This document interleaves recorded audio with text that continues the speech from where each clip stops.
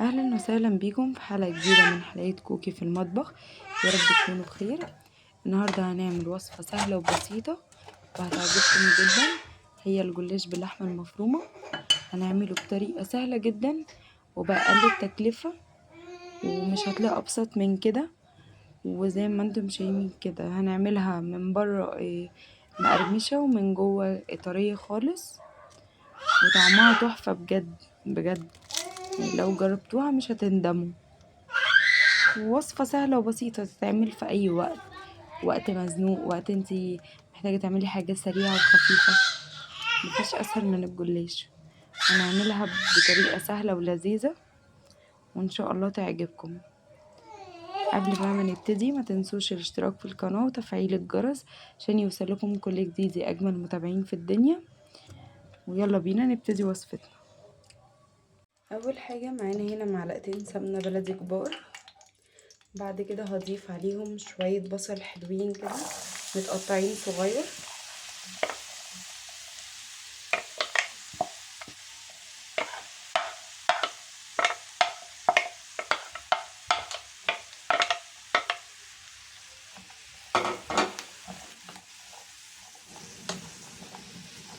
هفضل اقلب فيهم كويس بقى لغاية ما يتبلوا.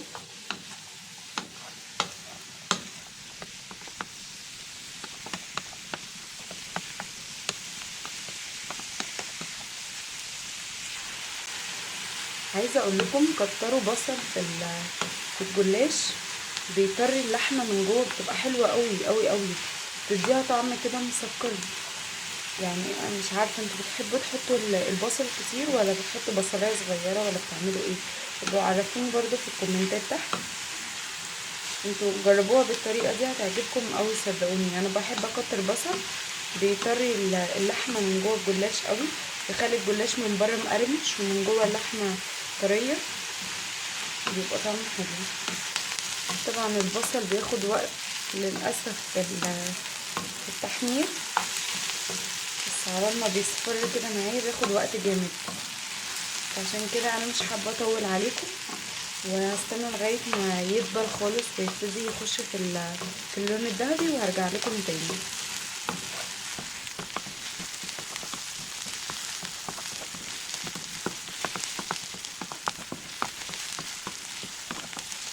اول ما لقيتها دخلت في اللون الذهبي كده هضيف لها على طول اللحمه.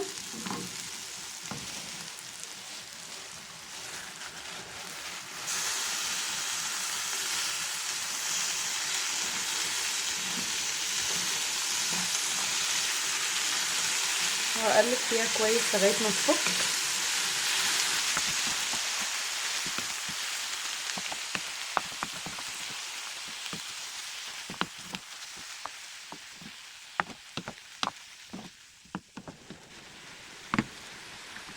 وهبتدي بقى دلوقتي اضيف معلقه فلفل اسود كده كبيره عشان الزفاره،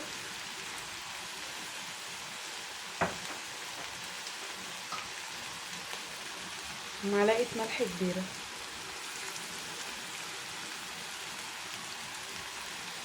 دي التوابل بتاعه الجلاش بالنسبه لي، انا ما بضيفش اي توابل تانية خالص.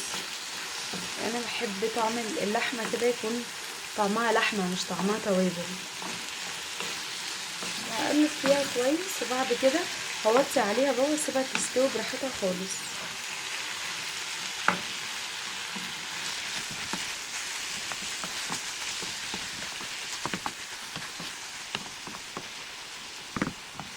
دلوقتي بقى هوطي عليها واغطيها واسيبها لغايه ما تستوي خالص وارجع لكم تاني.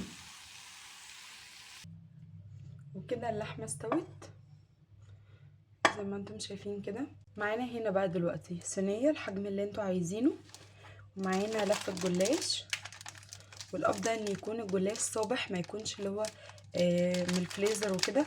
انا للاسف عندي اللي هو في الفريزر. ومعانا هنا شويه سمنه بلدي تكون سايحه. بس دول الثلاث حاجات اللي احنا محتاجينهم. دلوقتي بقى هنجيب الصينيه وندهنها كويس جدا بالسمنه.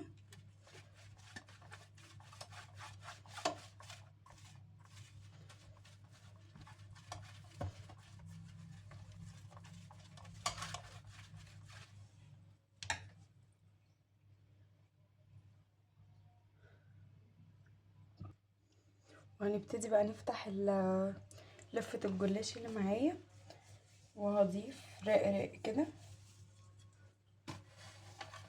طبعا هي المتلجة للأسف بتتبهدل، مش بتبقى زي الطازة،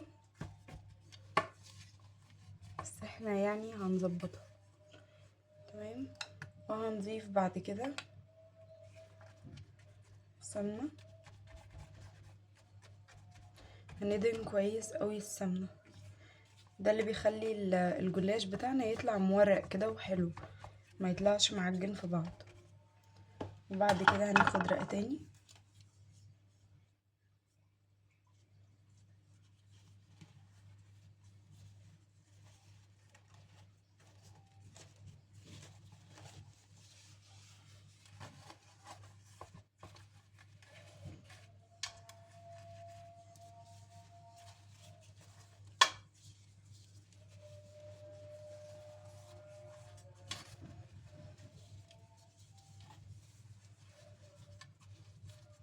ما بين كل طبقة وطبقة هنحط سمنة كويس، هندهن كده سمنة زي ما انتم شايفين.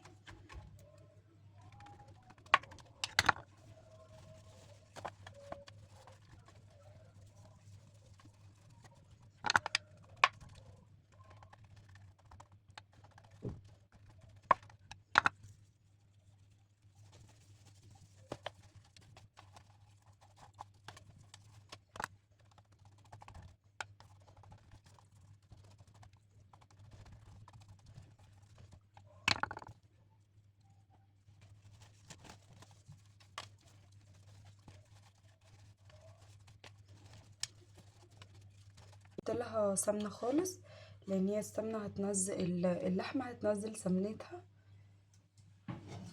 وهبتدي بقى اضيف اللحمة،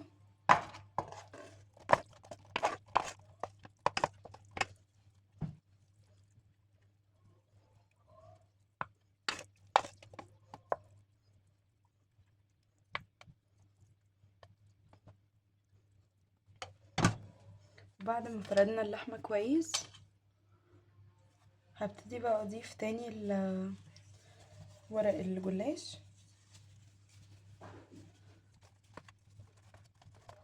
بدأ بقى مش هنضيف سمنة زي ما انتم شايفين كده، هي شربت السمنة على اللحمة.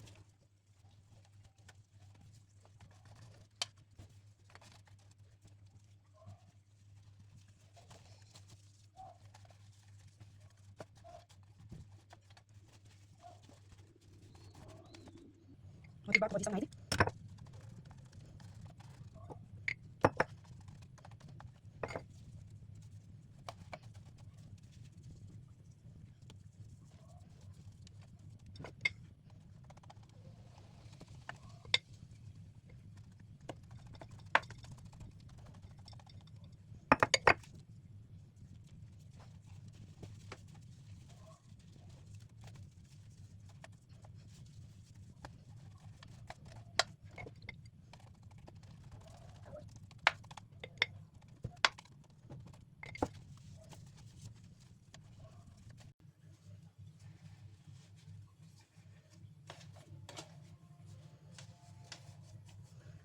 ودي كانت اخر رق معايا، طبعا دي مش هضيف له سمنة.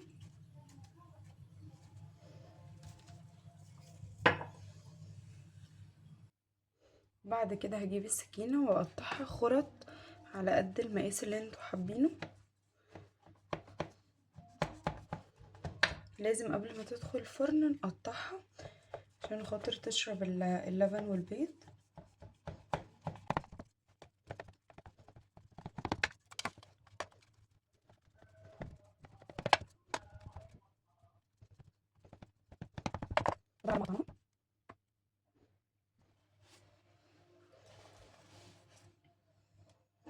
دلوقتي بقى هنا معايا مج كبير فيه بضاية، وهضيف له رشة ملح بسيطة،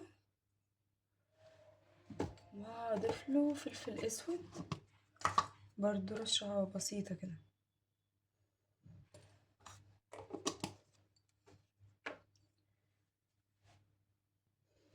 بعد كده هضربهم كويس،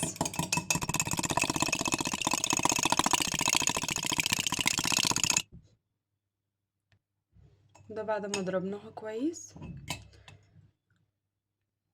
بعد كده هملى باقي المج لبن. طبعا احنا الصينية اللي معانا كبيرة، وعلى قد على قد الصينية هنحط بيض ولبن، واقلبها بقى كويس عشان اخلط اللبن بالبيض.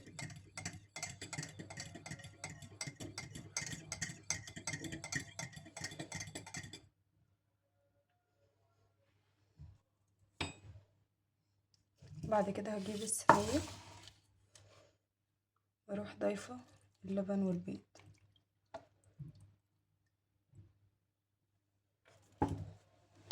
اهم حاجة بقى ان احنا ندخل كده اللبن من جميع النواحي عشان خاطر كله يشرب اللبن والبيض. وطبعا انا فاتحة الفرن على درجة حرارة 200. دلوقتي هدخلها الفرن، وبعد ما تطلع هوريها لكم. وعيدي بعد ما خرجت زي ما انتم شايفين كده طالعة تحفة وريحتها هتجنن، وبأقل تكلفة عملنا صينية جلاش تحفة، وتنفع في العزومات وتنفع في الوقت المستعجل. هتعجبكم قوي لو جربتوها. طالعة مورقة جدا، ومن بره مقرمشة، ومن جوه طرية خالص، واللحمة مستوية ومسكرة بسبب البصل اللي احنا عملناه. يا رب تكون وصفتنا عجبتكم.